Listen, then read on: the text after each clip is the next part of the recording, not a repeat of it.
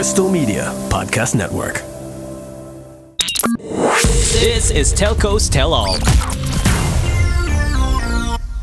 So 5 years ago, Brunei's telecommunications industry underwent a significant transformation, one that sparked curiosity, debate, criticism, and a really colorful myriad of very vocalized opinions all across social media platforms.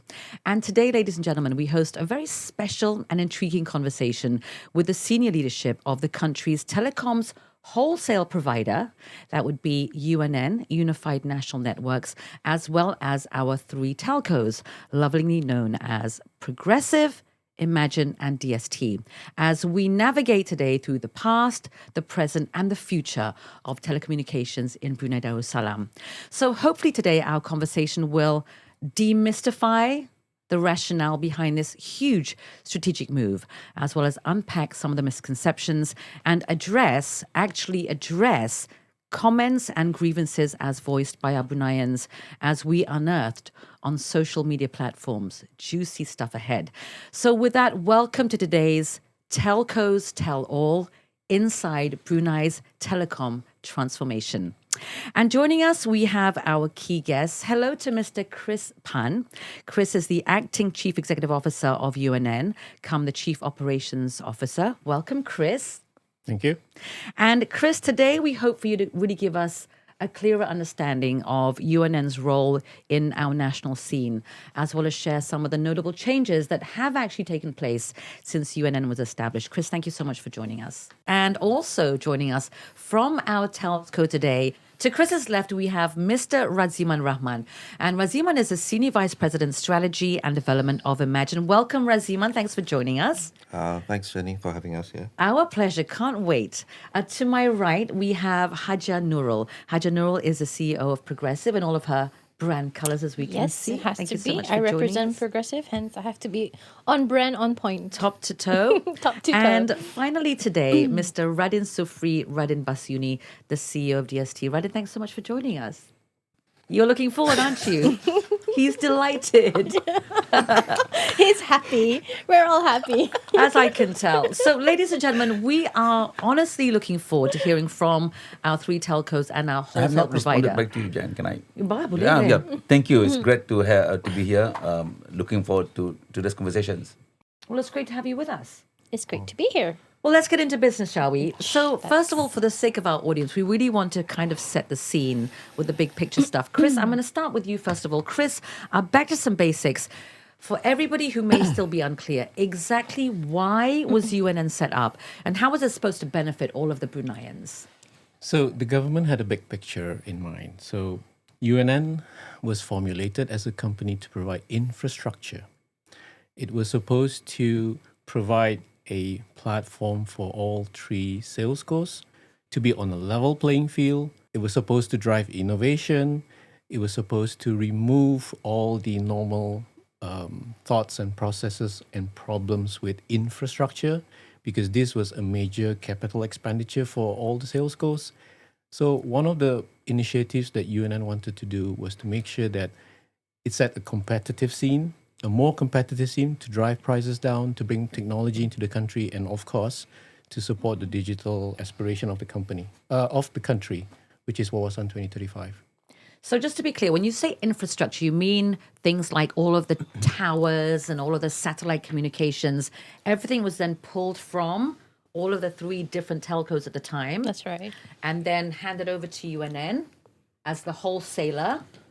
And then from there, our sales companies, our three telcos now, basically rent from you exactly the same things.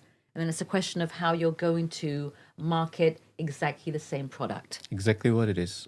So we took on board all the systems, all the networks, all the infrastructure, as you call it, the towers, the machines, the equipment. One of the things that we had to do was to actually rationalize all the equipment. So some of the equipment were really old, legacy.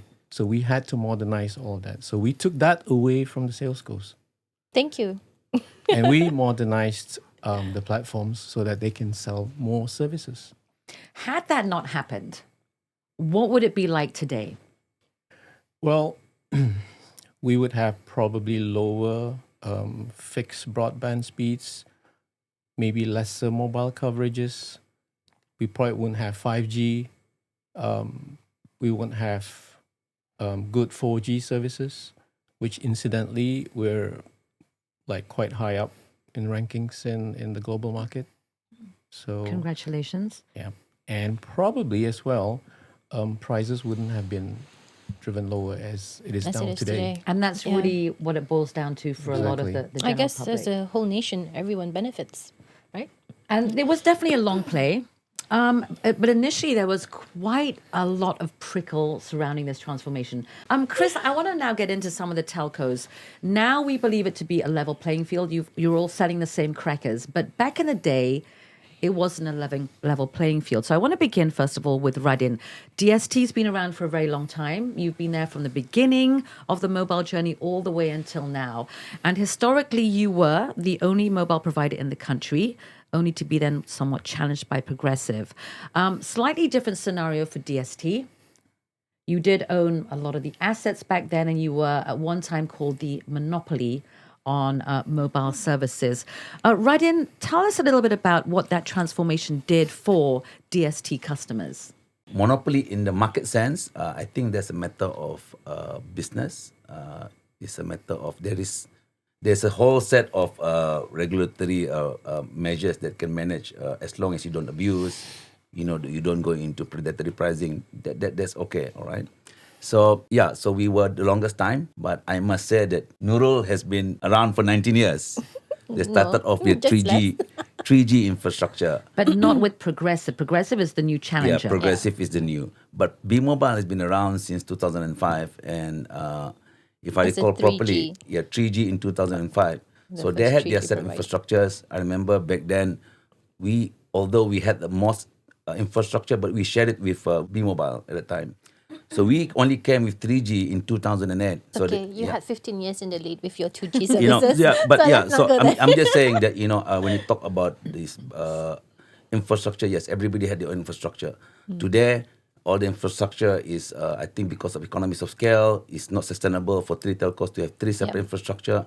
We had our lead also as well. We had our 4G back in 2013, and by then we had sort of a little bit on the advantage side, so to speak. All right. Yes. Yeah. So what has it done for us today?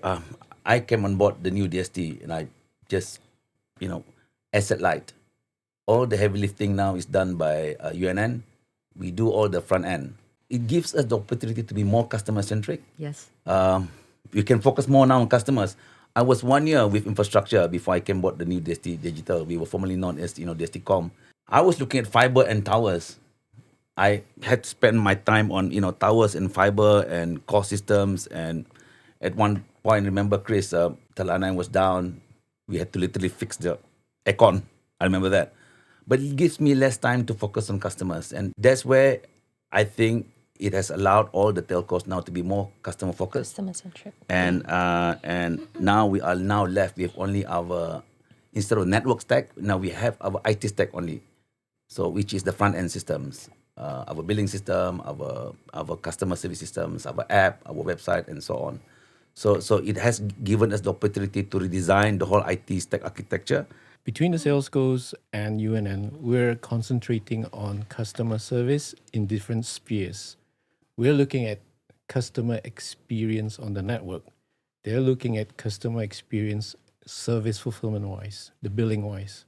But in this context, Chris, the telcos are your customers now, Yes. essentially. Essentially. And then we are your customers now. Yes. Correct. So there's just kind of like a funnel. Back in the day, DST only offered for the general public mobile services.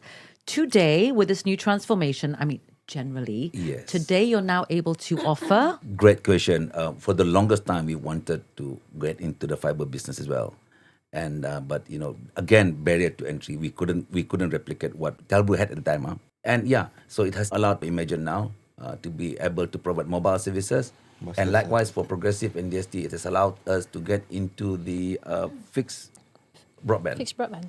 And more, in fact. Well, let's spend some time with Haji Nurul. I know you've all been friends for a very long time, and you've all gone through your own separate journeys with the telco transformation.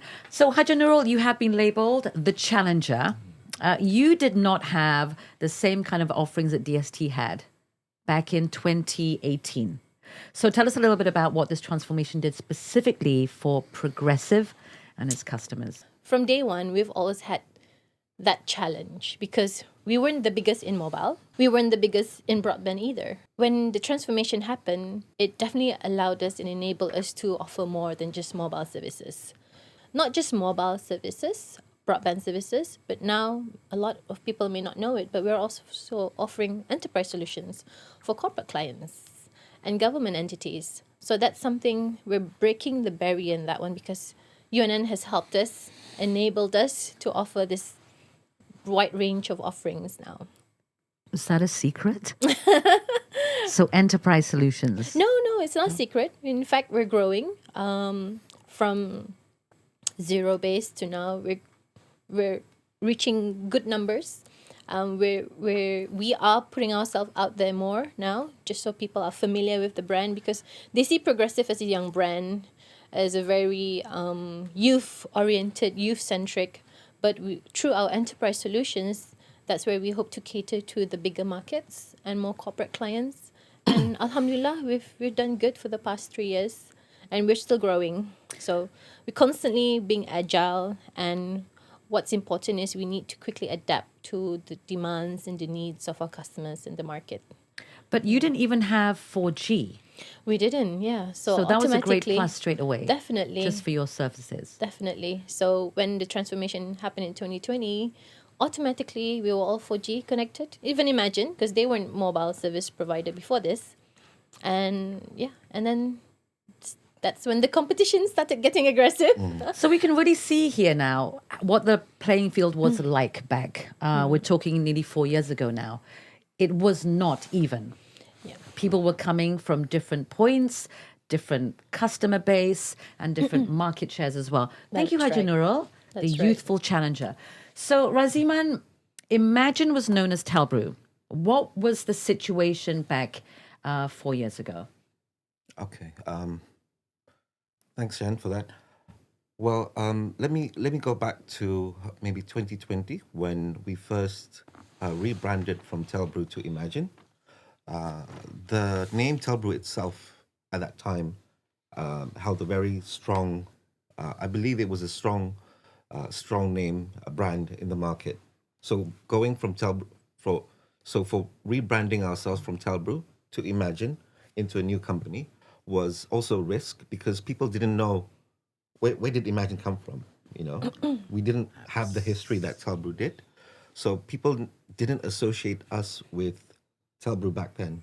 But the advantage for us was on day one we were still the leader in the broadband market as well as enterprise.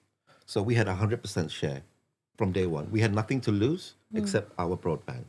Yeah, but at the same time we were gaining mobile services, which we had to grow from zero to where we are now.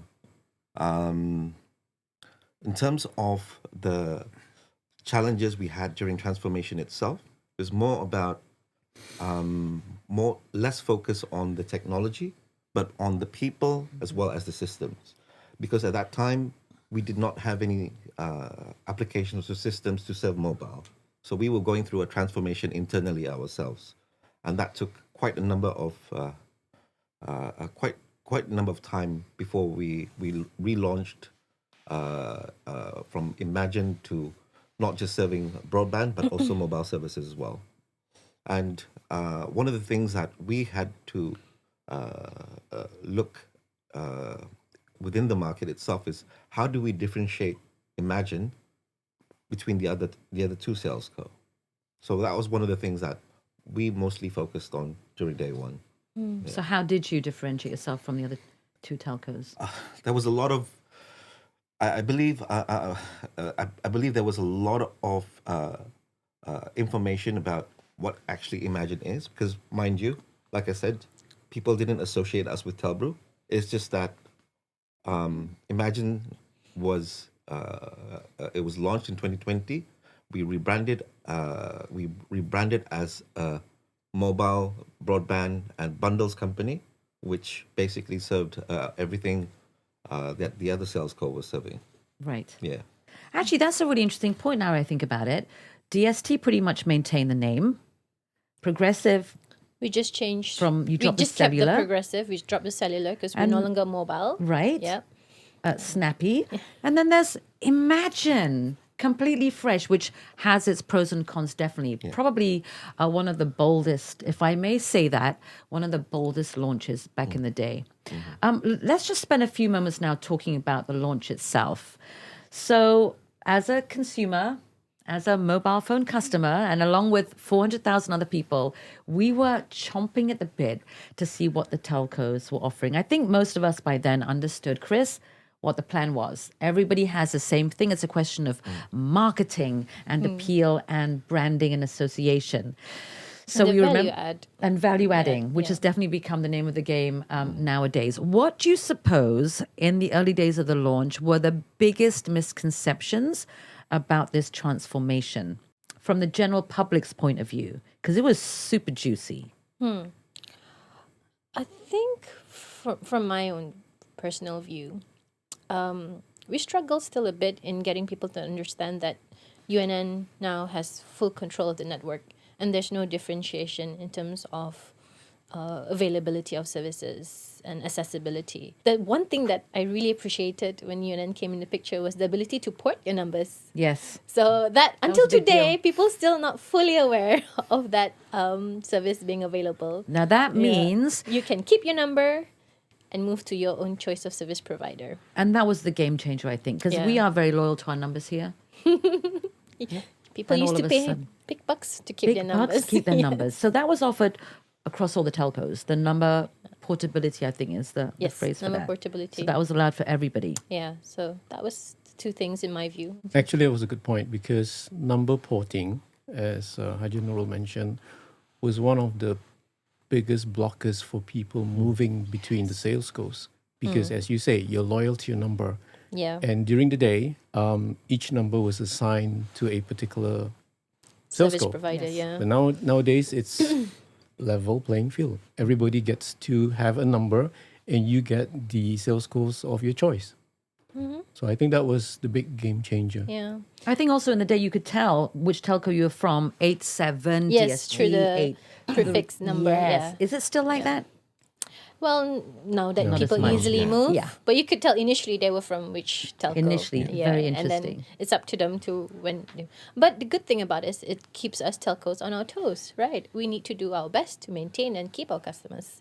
As customers, initially it was all about who is offering the cheapest. And then as the months and years went on, it really wasn't the name of the game anymore. Radin, I know you had some thoughts about that. I think as with any newcomer, any entry level, pricing strategy is of course the most effective ones, right? Whether you make money or not, is a matter of a volume game, right? If I may recall a little bit, so our Prima 55 at the time, we even also brought down our prices, and I'll talk about 2020, 2019 and 2024 today. Yeah, you Our Prima 55 at the time was 7 gig. Yes. Today, our Mobi 18 is 8 gig. So we've taken a little bit of cut. Imagine that from $55 to $18. All right. So that's one of the, as Chris said, one of the outcome of the transformation. Getting prices more affordable to the customers.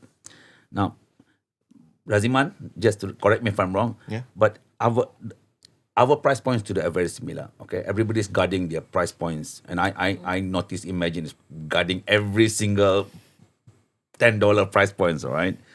But today our Infinity is 38. Our Infinity $38 is 650 gig in 100 meg. Do you know what it was back then? It should be about over $300. Yeah. Yeah. So it's $290 with 250 gig. Yeah. Well, the main reason, with respect to the sales goals, why prices have gone down commercially is because UNN has taken away the cost of the networks. I think on that point, I'd like to mention something that we talked about before about trade-offs, right? There's price and there's quality. and with quality. You can't go down too much on price because you need to sustain as a business. UNN needs to operate continuously to provide that service by upgrading their infrastructure. We need to operate continuously by providing more value add, but it can't come at a cost, not too much of a cost. So that's the balance that we need to make, and I think people need to understand as well. So, Chris, to go back to Haji Nurul's point about the quality of service, just remind us all about exactly what are we enjoying now more as a Bruneian customer in terms of our connectivity and service for telecommunications. So let's give a little bit of context here. When we had the three operators, Telbru, DST, and Progresif, everybody wanted to do business that made commercial sense. So it was different infrastructure, different types of coverage, different broadband reach. But when UNN came along, again, level playing field. So what we did was we said, what's good for the nation? So we provided greater broadband coverage. So from 73%, we're now something like 93% covering all populated areas for broadband. That's fiber, yeah? And similar percentages for the mobile side. I mean, we've gone into rural areas like Sukang and Malilas. Previously, it never made commercial sense for anybody to do mobile coverage or even fixed broadband coverage. And the rural communities, they were really not connected. So this year, we're going there. In fact, we've covered most of Brunei. So it's like 94%, 93% along that lines. So what we've done is we've built a platform for all three sales goals to now sell. And who will benefit from this will be the customers or the people who were never connected. So, in a nutshell, more people across more of the country now are connected. And that's going to benefit us in Yes. every sense. In every sense. Going back to volume and demographics. So while Brunei is a little bit disadvantaged because it's got a smaller population, but UNN has never considered that as a showstopper for doing anything. So as far as we're concerned, we need to reach as many of the populated areas as possible so that we leave no one uncovered. So, to that point of customer service, that was a very feel-good moment. Thank you all. But there have been some slightly interesting moments on social media whereby fellow Bruneians, no holds barred, let us know exactly what they thought, felt, questioned about the three different telcos. So this is truly the crux of the conversation where the telcos tell all and address head-on, completely transparently, some of the actual criticisms and queries from our fellow Bruneians. So with that, let's get into mean social media comments. Let's hear it or read it. I'd like to begin by inviting Mr. Chris to get into some of the comments, and we haven't doctored these or written them. We've tried to make them as relevant and as timely as possible. Chris, perhaps you could just get into some of these comments and address. And let's just be clear now with this ecosystem of telecommunications, we'd love for the other telcos to also interject. A lot of these issues will be overlapping and shared across all of our telcos. Chris, let's go. First mean comment. UNN won the best telecom company of the year. Of course, they'll win. When there's no one to actually compete in their own country. LMAO. What does that How do you pronounce mean? that? LMAO? Oh, we Lame know what that no. means. We know what it means. Laugh a lot. We know what it Much means. of laughter. Okay, so to explain, this was an award that UNN won. It was an independent body, three auditors, three auditing firms. So there was Ernst & Young, Deloitte, and Pricewaterhouse. So basically what they measured UNN on was not being the best operator in the country. It was about the strategy that we deployed. So we got recognized for it. And the three auditing firms, they did their due diligence and they paid credit to UNN. And I would say it was a recognition of Brunei rather than UNN for the effort. It's pioneering. Yeah. We were in that sense pioneers, Because I think what we were measured on as well was not what we did to the infrastructure. It was the biggest commodity that we also transformed, the people. So we basically took 3 different cultures from 3 telcos. the 3 telcos, and we basically transformed, and they underwent their own journeys, and it was painful as well. But what we've done is we've come up with a UNN culture, UNN way of working, and we're still striving to improve. But yeah, so the award was actually, to recognize that effort and the strategy that we deployed to do it. It wasn't about being the best, operator in Brunei, because there's none except UNN. And I think that's such a key point, that it's not about infrastructure. Thousands of people were involved in making this happen. Correct. People with beating hearts. And this is also Sleepless recognized nights. along the way. Sleepless Correct. nights and beating hearts. And Chris, what is the localization status of UNN now? So there was a different management that came on board. It was actually a management company that was in partnership with Deutsche Telekom, but they had a consulting arm. So their mandate was very simple.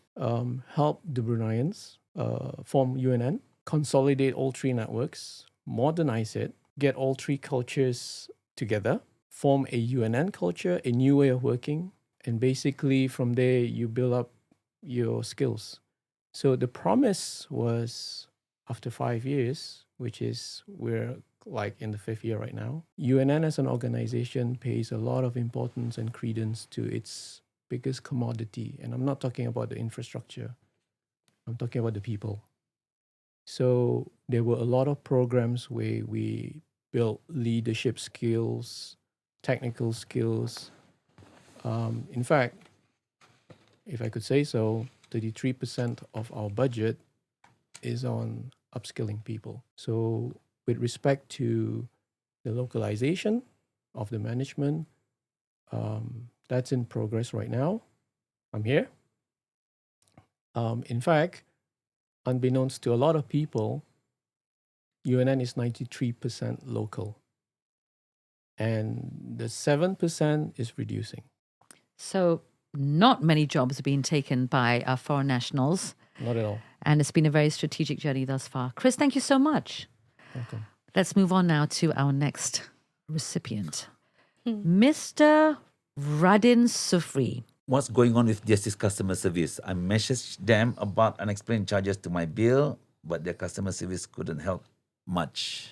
We as I say, we do get about 0.5% of customers, about 2,000 complaints a month.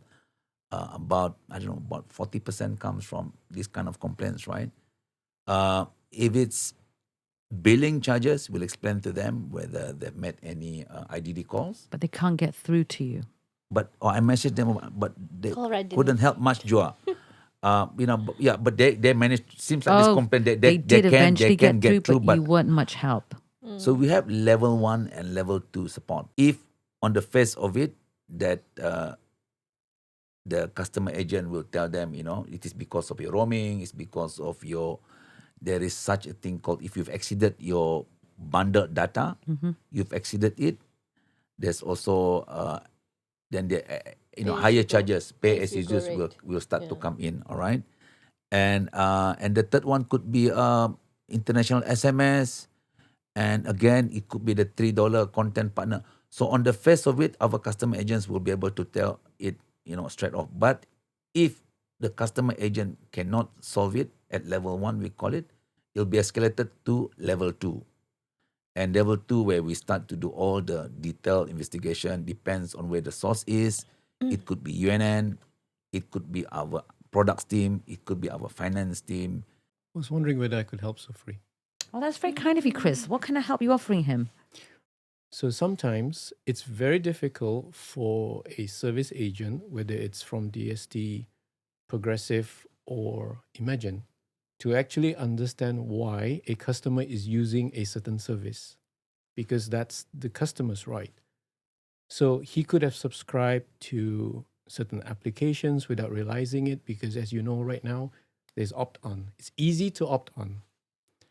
There could be malicious content that he has downloaded, and these provide the greatest reasons, actually. One of the biggest reasons why people do not know why they're leaking credit.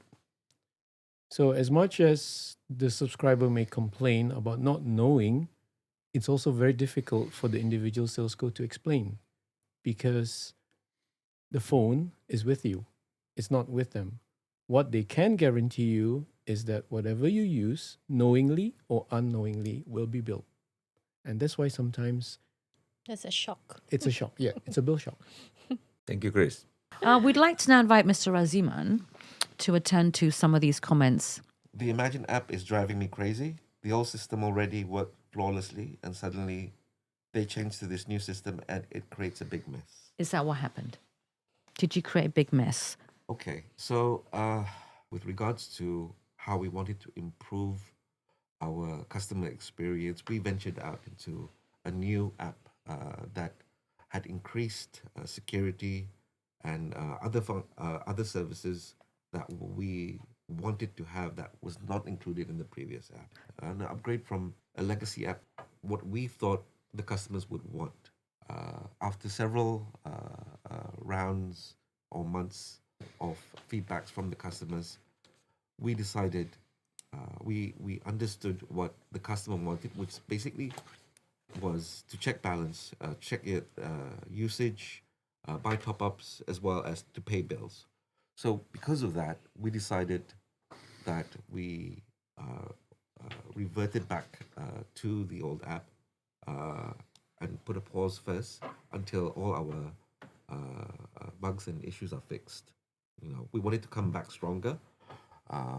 Hopefully, sometime this year we will have a new app. But until now, we give the customers what they want, which is basically the basics. So it's a work in progress.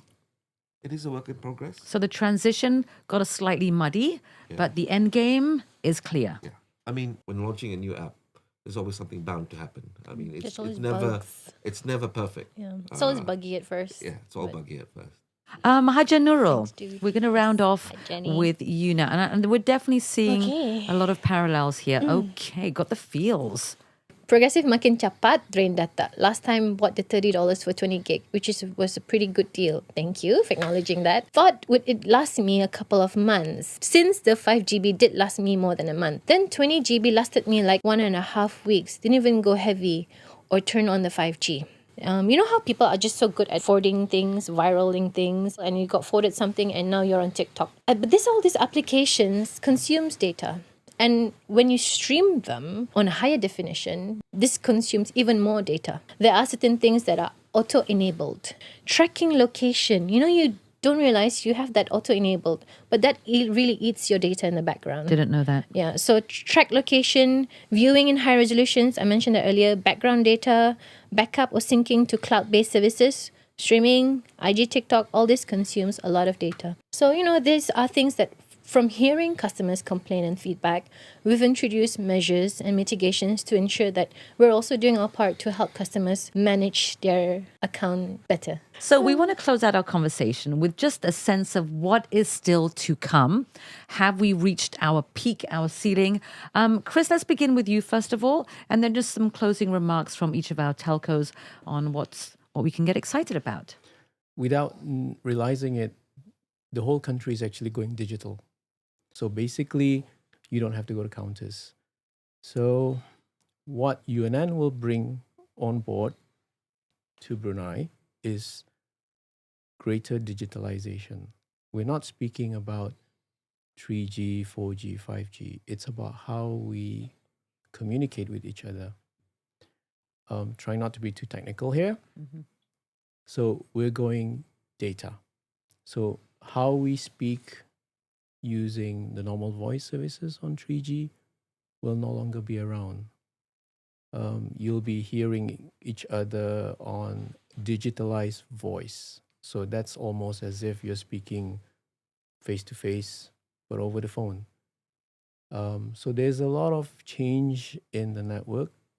That's one example of what's happening. UNN, without people realizing it, is actually creating or catalyzing some changes in the way people run their business. As I said, communicate, and how they run their lives. So we're making sure that whatever you do, bigger, faster, digital. Bigger, faster, digital. Another T-shirt, Chris. Thank you. Radziman, final words from Imagine. What can we be excited about? With regards to what Imagine is focusing on, our focus to support the SMEs, helping them on their digital journey from zero to having software, could be hosting services, software services such as Microsoft 360. We've also looked at unified communications as a service. That's something now that we're working closely with our partners into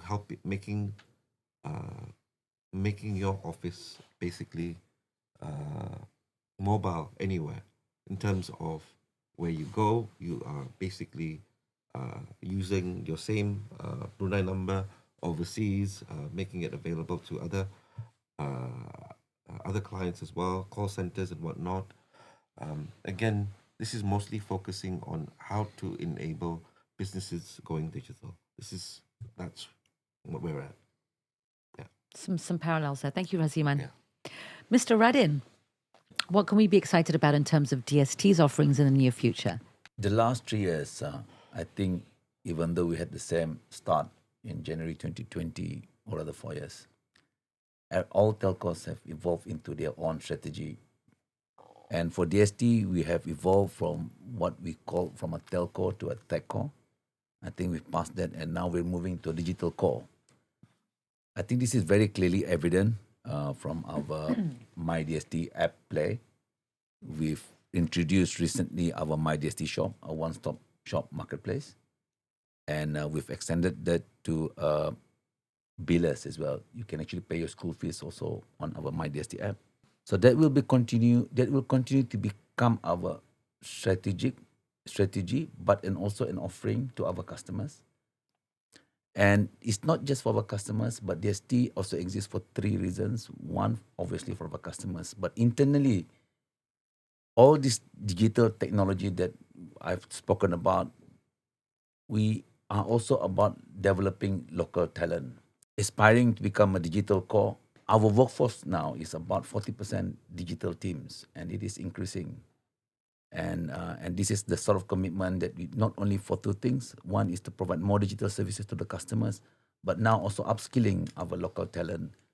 We now, out of the 40% digital teams, we have about more than 20 local developers, a talent that was never there before in the former DST. The third element is probably a wider and more national aspiration. Naturally, to be digital core, you do want to be tech part in the building of the digital economy of Brunei. And I think there's a lot of government efforts moving towards that place. So it's not just about better offering, better products. It's not about reskilling our own teams, but it's also trying to be a major player in the build of this digital economy for Brunei. Thank you, Radin. Haji Nurul, what can we be excited about from Progresif in the near future? Okay, I'll keep it simple for you, Jenny. Okay. So for me, synonymous to our name, you can always guarantee on us being progressive in all that we do, giving meaning and value to our customers and our partners. We take pride in being an enabler today, and we want to continue being that, to enable not just our customers, our partners, but also the nation, reaching and realizing our goals towards Wawasan 2035. So we have a lot to do, and we will do what it takes to do it. So some key themes here today. It's now less about connectivity. We've achieved that pretty much. It's now all about lifestyle and digitalization. The conversation will continue to grow and be dynamic. But with that, for today, we thank you. And then, Chris, thank you so much for your time today. Radziman from Imagine, thank you.